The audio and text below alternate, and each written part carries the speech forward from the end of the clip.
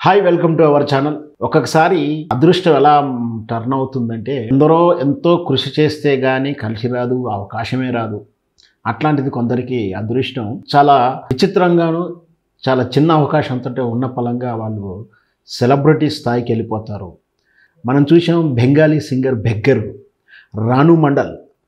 ఆమె ఉన్న పలంగా బాలీవుడ్ పాటలు పాడి యాదృచ్ఛికంగా సోషల్ మీడియాలో ఒకరు అప్లోడ్ చేయడం, దాంతో ఆమెకు సింగర్గా అవకాశాలు రావడం, టీవీ షోలలో పాల్గొనడం, ఒక సెలబ్రిటీ స్థాయి రావడం అది చూసాం. తెలుగులో కూడా బేబమ్మ పాట కూడా చూసాం.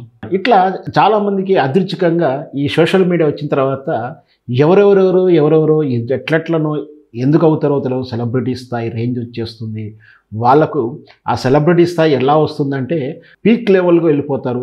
దాంతో రకరకాలుగా వాళ్ళు టర్న్ అయిన విధానం, కొందరు ఎమ్మటే ఫాల్ డౌన్ అయ్యే విధానం కూడా చూస్తూనే ఉన్నాం. వాళ్ళ బర్లక్క విషయం కూడా మనకు తెలుసు.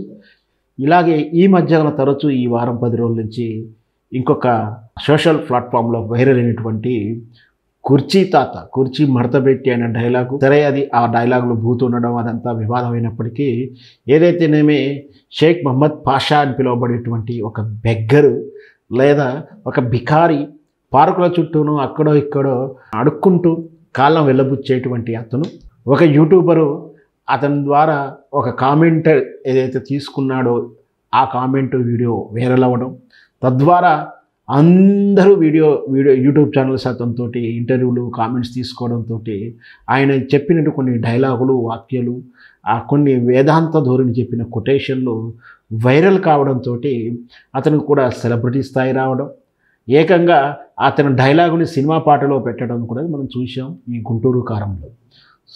సరే, ఆయన కూడా ఇప్పటికి కూడా అడుక్కుంటున్నాడు, బస్సులలో తిరుగుతున్నాడు. వాదన ఎలా ఉన్నా కూడా తాను ఒక ప్రైవేట్ ఇంటర్వ్యూలో చెప్తూ పుష్ప 2లో నటించే అవకాశం వచ్చింది అని చెప్తున్నాడు. అంటే పుష్ప 2లో కుర్చీ మడతబెట్టి తాత లేదా షేక్ మహమ్మద్ పాషా కూడా నటిస్తున్నాడా అంటే అవుననే చెప్పొచ్చు.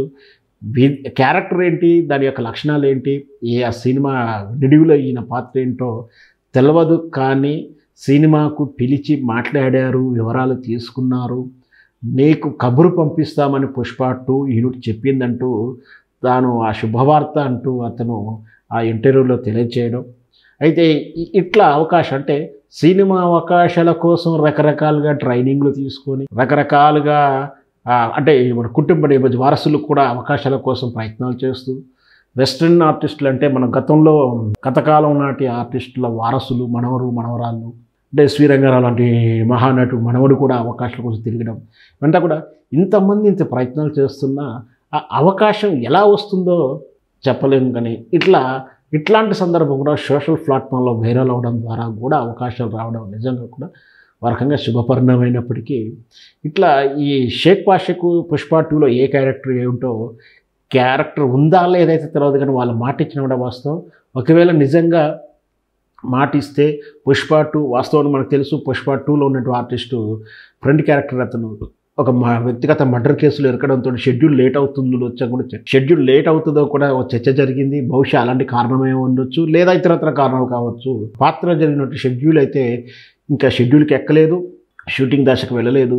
బహుశా ఉంటుందని ఆశించవచ్చు. ఎందుకంటే సోషల్ మీడియాలో ఆల్రెడీ పాపులారిటీ ఉన్నటువంటి వాళ్ళని తీసుకున్నా, ఆ డైలాగ్ తీసుకున్నా, ఆ సన్నివేశం తీసుకున్నా ఆటోమేటిక్గా ఆ సినిమాకు రావాల్సినటువంటి రికగ్నైజ్ పబ్లిసిటీ వచ్చేస్తుంది.